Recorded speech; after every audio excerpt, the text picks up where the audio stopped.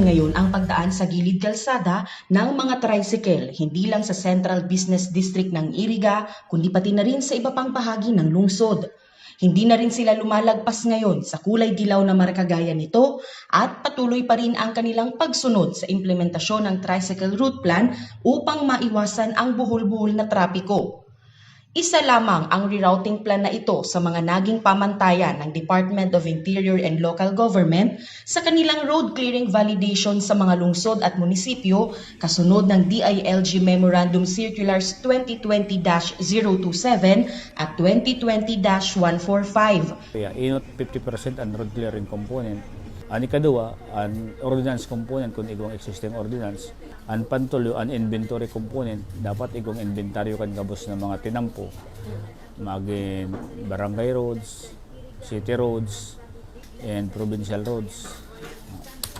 Tayon kabali na pig-evaluate ninda. And ang pang-apat, ang displacement component, siyempre, in the course of the road clearing, may mga naapektuhan ng mga for example, nag-create obstruction sa tambo. Ano ang nangyari naman?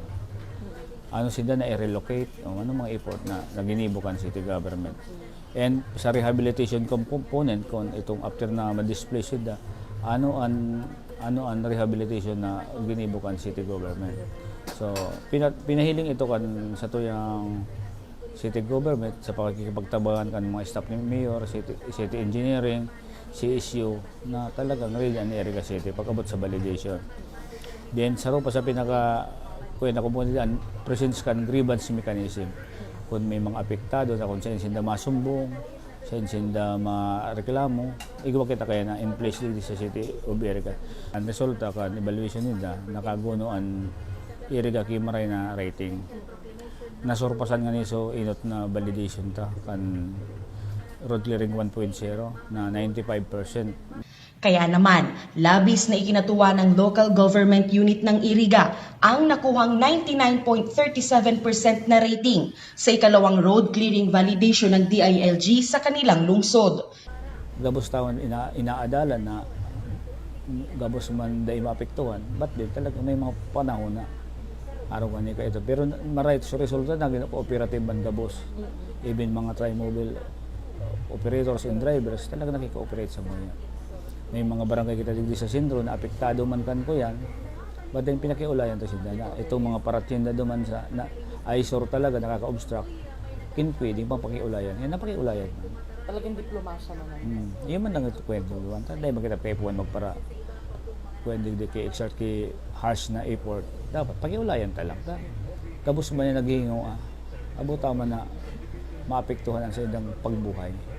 Naglagay na rin ngayon ng CCTV camera ang lungsod sa Central Business District na 24/7 minomonitor ng mga kawani ng CDRRMO. Ito pong strictly implementation kang mga no parking areas.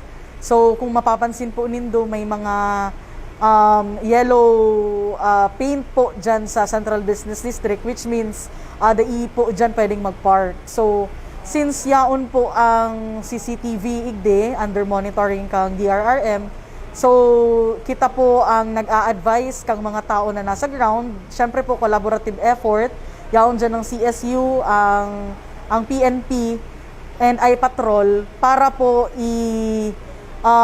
i-implement ang satuyang no parking po sa satuyang syudad dahil po yan sa DILG Memorandum Circular.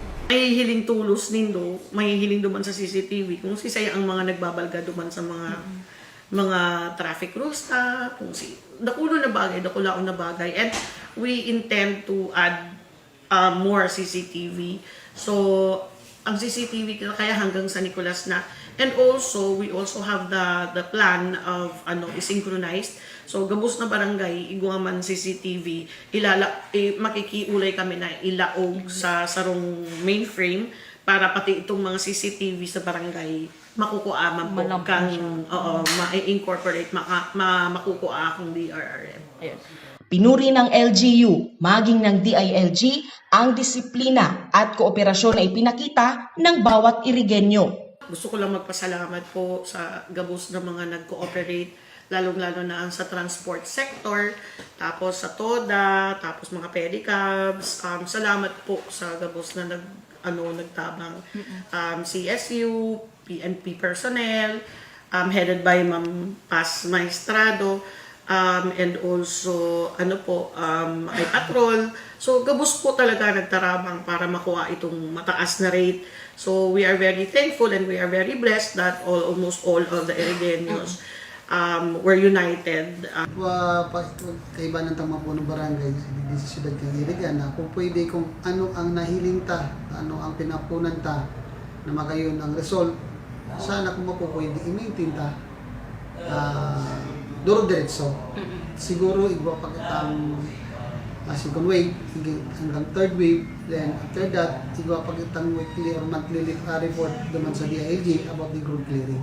Ang grupo mula sa Karatig Bayan na Nabwa na binubuo ng kanilang DILG officers, Chief of Police at Municipal Fire Marshal ang naatasan mag-validate para sa road clearing implementation sa Iriga.